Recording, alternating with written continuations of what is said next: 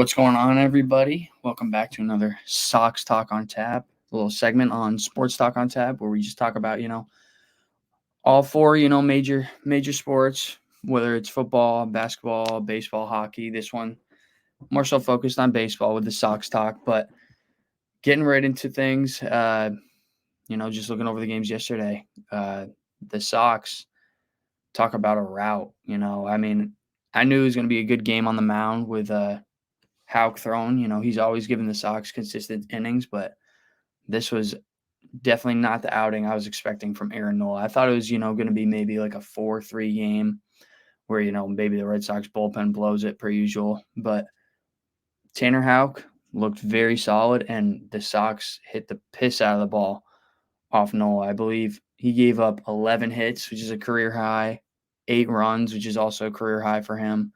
And the Sox got out to a hot start right away, scoring four in the bottom of the second.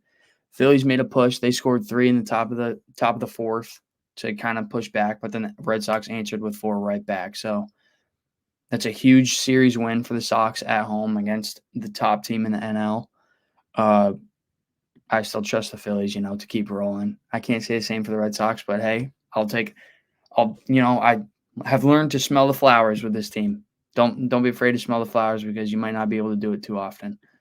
But 9-3 route, we got the Yankees coming up tonight. And just looking at some of the other games yesterday, my pick looked awful. Ronaldo Lopez absolutely shut down the Orioles. Cole Irvin kind of got pieced up a little bit. But yeah, not gonna say too much about this one just because I don't want to look like too much of a moron. But Ozuna keeps doing his thing. He's unbelievable. Like I know we've seen him do it before. We saw him do it in Miami, and he's capable of putting up numbers like this. But for him to hit 322, he's got 1,000 OPS. Like, it's just crazy to see him doing this over some of the other. The most surprising thing is the other names in that lineup that aren't doing it. Guys like Matt Olson, who's slowly picked it up. I know Acuna unfortunately got season-ending injury, but he wasn't really picking it up. Albies is kind of swinging it, but Austin Riley, 220. Just out of all the guys, Ozuna probably would have been like 5th or 6th on my list to, be the best hitter on that lineup this year. But going through some other games, Jake, your Twins, I know they're playing the Athletics, but a win's a win no matter what. Just talked about it before we hopped on here. Carlos Correa picked up, I believe he said 3 hits, sorry. 3 for 4, 3 ribbies. So, he's swinging a bat. Jake's trying to push Carlos Correa All-Star bid. I don't think it's going to happen just because you have Bobby Witt, Gunnar Henderson, and Anthony Volpe all in the American League, and I all think they're going to get All-Star votes. Especially just, I feel like those fan bases are going to push those guys to get in, and outside fan bases. Unfortunately, the Twins just don't get recognition they deserve. So, other places around the league, Rangers beat the Dodgers again. I believe they won that series unless they play again tonight. I can't remember. Royals walk it off against the Yankees. Yankees had a 3-2 lead going into the 9th inning and just kind of blew it. Clay Holmes, who will be an All-Star, ends up blowing the save, his 4th blown save. I still, would trust Clay Holmes over 28 other relievers in the league right now, but big win for the Royals though, not to get swept. Judge, I believe, also had 4Ks, so that was a big start for Alec Marsh. But now going into the games today, like I said, Red Sox, Yankees, Luis Gil versus Brian Bayo. Hopefully Bayo can, keep up because Luis he's probably going to win Rookie of the Year. I know he's the Rookie of the Year favorite right now with how well he's been pitching. He's really been the Yankees' ace until Garrett Cole comes back. But that'll be an exciting series to watch. Philly's got another tough test on the road again in Baltimore. Ranger Suarez going tonight, though, so hopefully he can kind of stop their little 2-game losing streak. So very little. But Twins again tonight against the Athletics. Any other interesting games? We got Royals-Dodgers in L.A. Gavin Stone versus Cole Reagans. Hopefully Reagans can outduel Stone. I'm pulling for the Royals. I think a lot of fans are who just are casual base or not casual baseball fans, but people love to see the Royals win. I feel like the Royals are a likable team, unless you're a division rival. Maybe Jake hates them, but I know even he said he's happy for the Royals to be winning these games.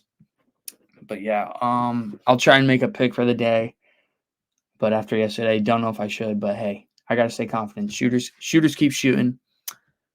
I might go into this game, Mariners Rangers.